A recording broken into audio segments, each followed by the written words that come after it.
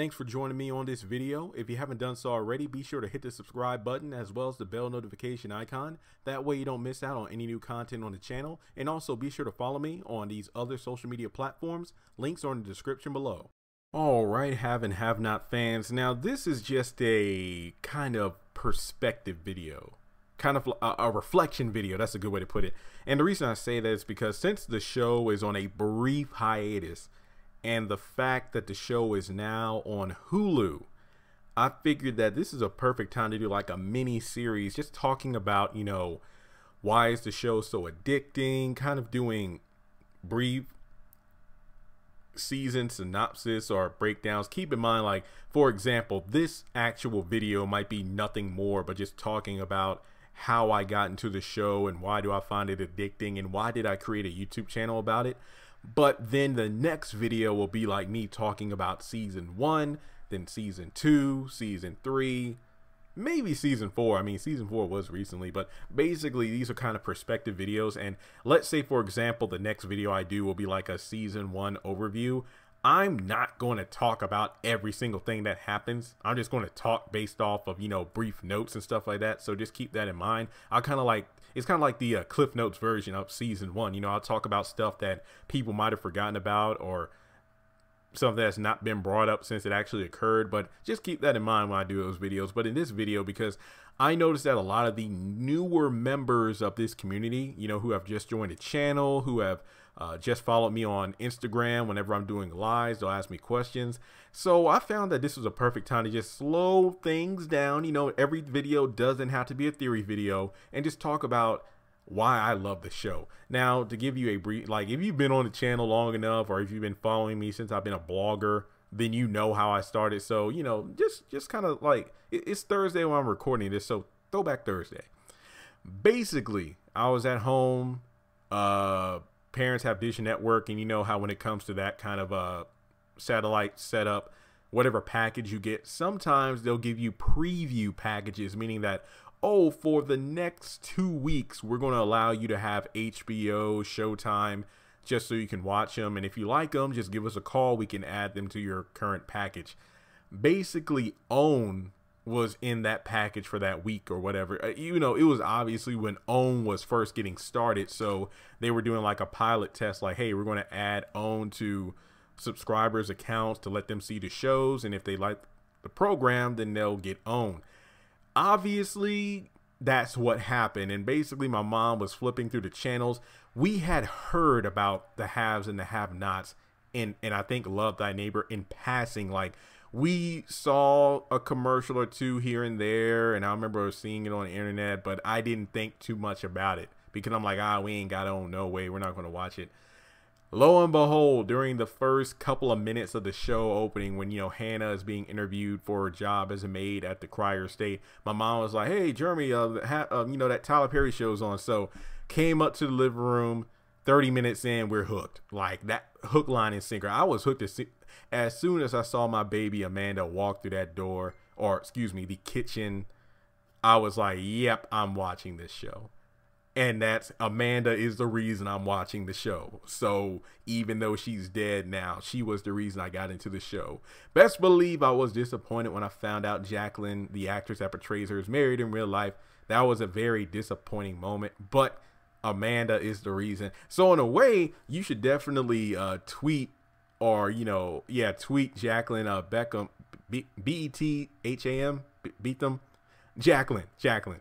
Basically, if you get a chance to follow her on Twitter, you could just tweet her saying thank you, because if not for her, I would not have gotten into the show. But that's kind of a lie, because she was the primary reason I got into the show, but the story itself was getting interesting as I watched the episode, but it was mainly because of Jacqueline. So that's my baby. In any case, I mean, at the end of the first episode where, you know, Wyatt is like snooping around the living room trying to find some alcohol, and he saw Candace and Jim walking out of his study late at night, he kind of put 2 and 2 together, and pretty much within episode 3 was confronted by Jim because he claimed that his father was sleeping around with, you know, Candace. But yeah, that's how I got into the show. Amanda and the storytelling, but mostly Amanda. And shoot, it was just an event. Like, every week was an event. Like, we love the show. I remember being in college blogging. It was just a, wait, when did the show come on? Was it the fall? Wait, 2013? Yeah, yeah. Basically, the show was on. I would watch it online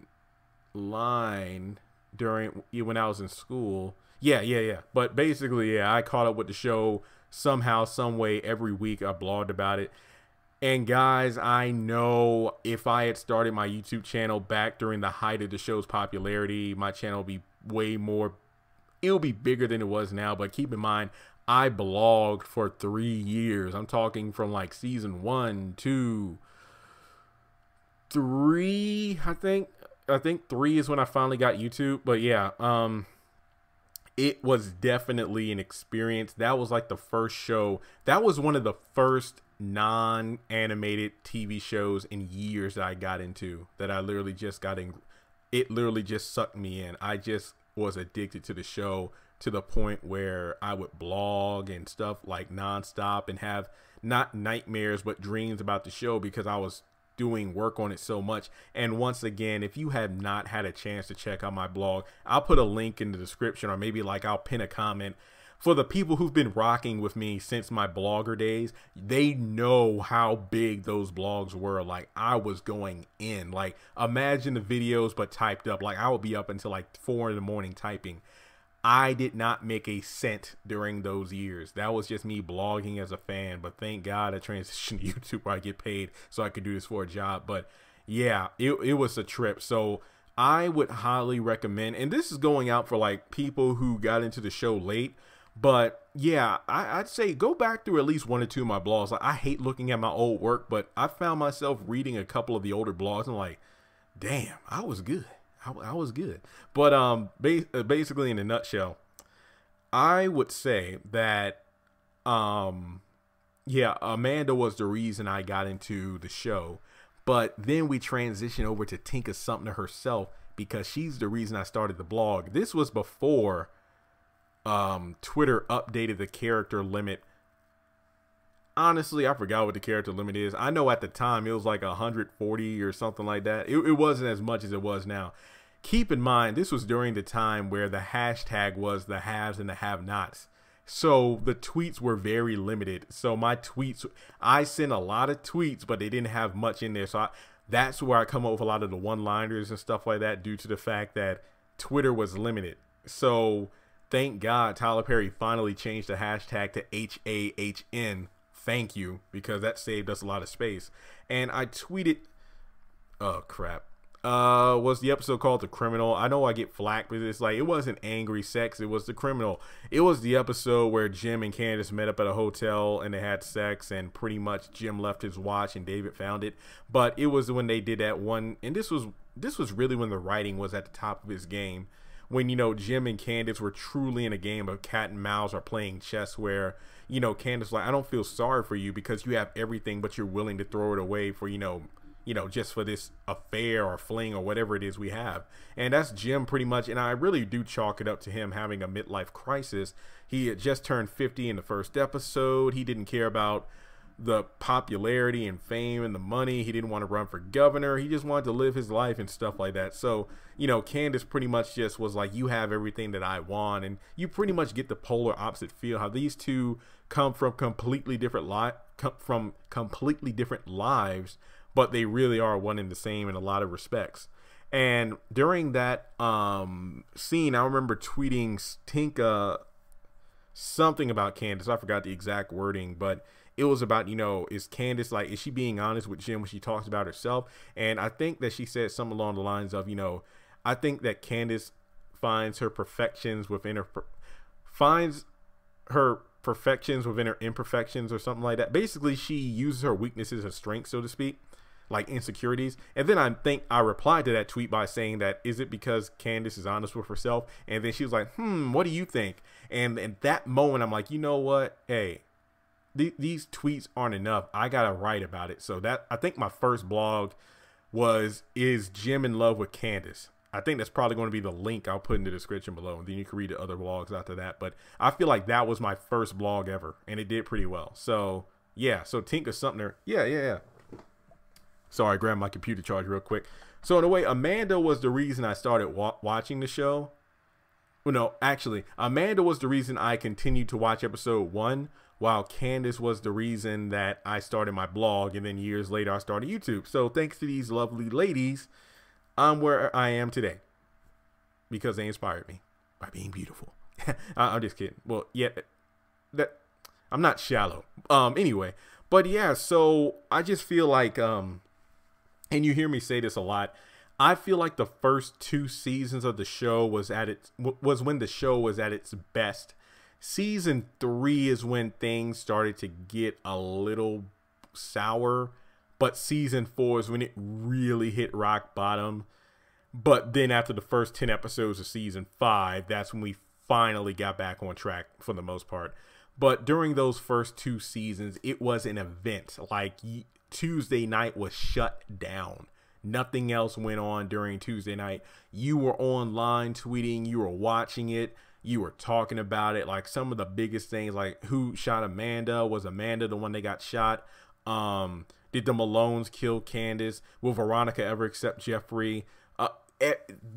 This was when the show was at the top, and it was crazy. But basically, I feel like this show is so addicting due to the fact that it's like it. And I'm really talking about the first couple seasons, like, because that's when I really was engrossed in the show.